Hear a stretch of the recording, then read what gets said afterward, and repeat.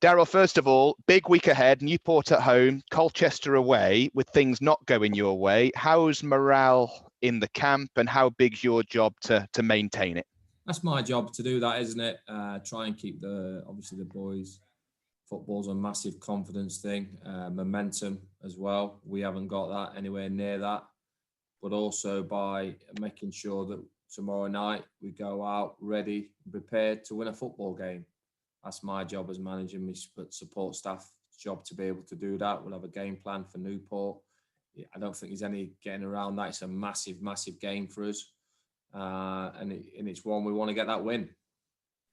Since you've come in, you've been very honest after games when you've said quality hasn't quite been there. You've questioned fitness at times, and that's led to some people coming on saying, "Wow, this guy is honest. Maybe he's too honest at times." Is there a danger of that being too honest and maybe isolating members of the group? I mentioned this at the forum the other week. At the end of the day, I'm not here to mollycoddle players.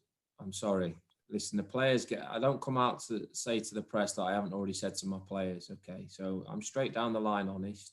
People think honesty is not always the best way, but I'll try and be as honest to my fans and to Port Vale supporters that's the way. I think the players, for a mixture of reasons, not blaming anybody, are not as fit as I want them to be. Now, that's the way I like my teams, high energy, to be honest with you. When I was managing at Bristol Rovers, we had a real big pitch. I think Port Vale has the potential to be a real big pitch. And it should be effective that players can get up and down that pitch very, very often in a full 90-minute game without breaking down or without having concerns to break down. And certainly with the backing that I think the club's given to the playing squad, we should have fitter players. So if the players don't like that, then get fitter, surely.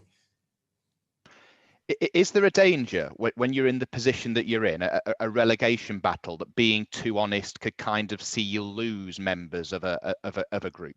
I think there's too much into that. Listen, you go and speak to any player that I've managed and go and ask them what they think about Darrell Clarke and his man management. Go and speak to anybody that I've released. I've released that at hundreds of players. I've managed hundreds of players. So go and ask them. I'm straight down the line. I do a lot of individual man management stuff. I know I've got the buy-in from the players here. They know where we're lacking as a team, as a group. So for me, it's never an issue. I think it's more of an issue of people reading into it that's not even there, to be honest with you. Let's nip that in the bud as well. The players, I believe I've got all the players' hearts and minds. I want as many of those players to stay on the bus. And what I mean by that is make sure you're going to be part of the club's future.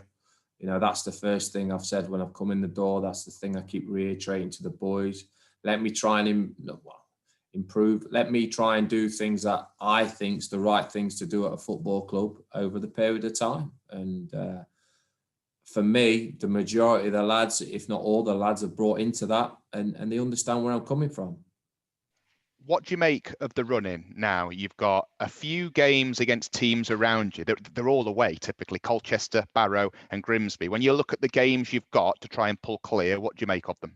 I'd love to be looking that far along, Lee. Listen, let's win tomorrow.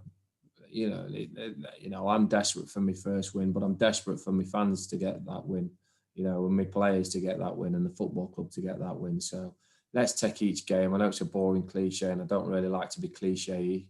That's the fact of the matter. Let's go and try and win tomorrow night, and then we'll look at Colchester away on Saturday. Then we'll look at the next one. Then we'll look at the next one. We know we're in a dogfight. We know we're in a scrap. We know our form's been atrocious since November. We have well understanding of that. So let's go and try and get the 3 points tomorrow. You've touched on this before. When you look at the gap between you and Newport, you're fourth bottom, Newport are fourth top. Is there that much in it, though, really? Listen, I've said it before. I think the teams at the top are more consistent at times, get a little bit more rub the green, but then you can say they make their own look. I mean, you look at the game Saturday, there wasn't a lot in the game, was there? To be fair, there wasn't a lot of game. The lad, it's a miss-hit shot into the bottom corner. Game could have gone either way. Was we lacking that quality again? Yes. Are we working hard to try and get that bit of quality back into the side and the belief, as well as the defensive structure which I think's worked quite well? Losing the games by the odd goal, but they are losses. So plenty of work to be done, that's for sure. And how you just mentioned just that you're desperate for your first win. As a proud person, as the new manager, how much is the situation without the win eating away at you at the moment? Eats away at me every game I don't win, to be honest with you. I hate it. It ruins my weekend, obviously. But then, like I said, Monday morning, like I said after the game there, I'm ready to go again. I've experienced runs like this as a manager, and I've experienced long unbeaten runs as well. So it's always a lot more difficult this way. But I'm still don't really. I'm probably even more intense, to be honest with you, on a good run. If I'm honest with you, because that's when complacency steps in. So trying to get that level ground's difficult as a manager. I think I'd be lying if I didn't say that. And times are difficult when you're not. But I'm the leader of that. I'm the one that reboots everybody. I'm the one that kicks the backsides or puts arm around players and certain individuals that I think that need that. And I'm the one that sets the game plan. So on my head be it. Brilliant. Good luck tomorrow. Thank you. Cheers, Lee. Hi, Darrell. How are you doing? Yeah, good, Mike. Good. Cheers, pal. Darrell, just wondering, what can you tell us about your left-back situation now with Adam Crooks having to go off at the end on Saturday? Not looking well, Mike, there, are we? So, like you said, Crooks are going off. Saturday's obviously a big disappointment, but we just got to get on with it, Mike. I'm not going to look for excuses, mate. Try not to. I think a lot of managers, and I've been guilty of it in the past, you look for coping mechanisms and blaming this, that and the other.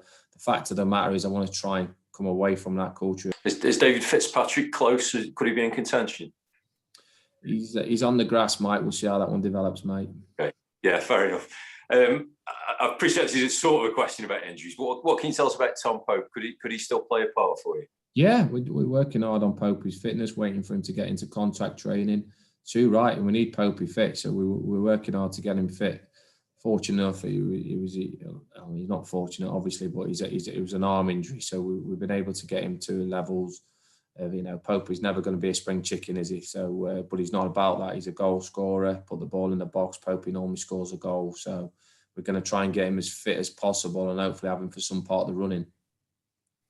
You were saying to us after the game on Saturday that you'd said to the players in the dressing room, look, if you're not up for it, now's the time to say. What response have you had to that, or will you get that? Fortunately enough, no one's knocked on my door yet, Mike. Do you know what I mean? And they might have got volleyed out of my office, to be honest with you. But no, I just want people that are going to be here scrapping with me. I'm a fighter. I've been a fighter all my life. I've brought up on a rough estate. And it's not for self-pity, but I'm not being funny. Everything I've earned in my life, and I'm in with a silver spoon. So I just crack on. And that's what I want players to do, crack on. I don't want weak mindsets. I don't want players bubbling, feeling sorry for themselves because they're getting stick. Expect stick. I expect stick. I ain't won for 7 games as a manager. I expect the stick. Players should expect the stick for being in the rubbish situation they're in. So when I talk about leaders and men and people wanting to be up for that fight, if you're not up for it, come and knock on my door and I'll leave you out. Quite simple. Just touching on something you mentioned to Lee there about the pitch, and you had a big pitch at Bristol Rovers. Next season, when you've got the team fitness levels you want, would you like that pitch to be wide? Yeah, I will. Yeah, we're looking to extend it without a shadow of doubt. Too right. It's our own pitch, our own turf. We want athletic players and high energy on the pitch. So I don't see any reason not to try and extend it, to be honest with you. Especially making sure, obviously, we recruit for good athletes, which is obviously going to be very important. But I like to, the Walsall, to be fair, Walsall was a very tight pitch with loads of other games on it. It was hard to keep the condition of the pitch great, but I think we can keep the pitch condition here good. I think we can extend it. And we want our fans to come and enjoy the occasion and enjoy watching a team on the front foot. So that's the long-term game, Mike, but I'd love to, I'll be honest with you, it's been breaking my heart to be speaking too much long-term because we've got so much to do on the short-term things that I can't get too excited about that just yet. Yeah, you just want those points so you can start planning properly for the summer. I do, but I'm sick of saying that every week, Mike. Do you know what I mean? We just got to, like I said, just focus on Tuesday night. But I'm hopefully the future's going to be bright. But let's do what we need to do in these 11 games.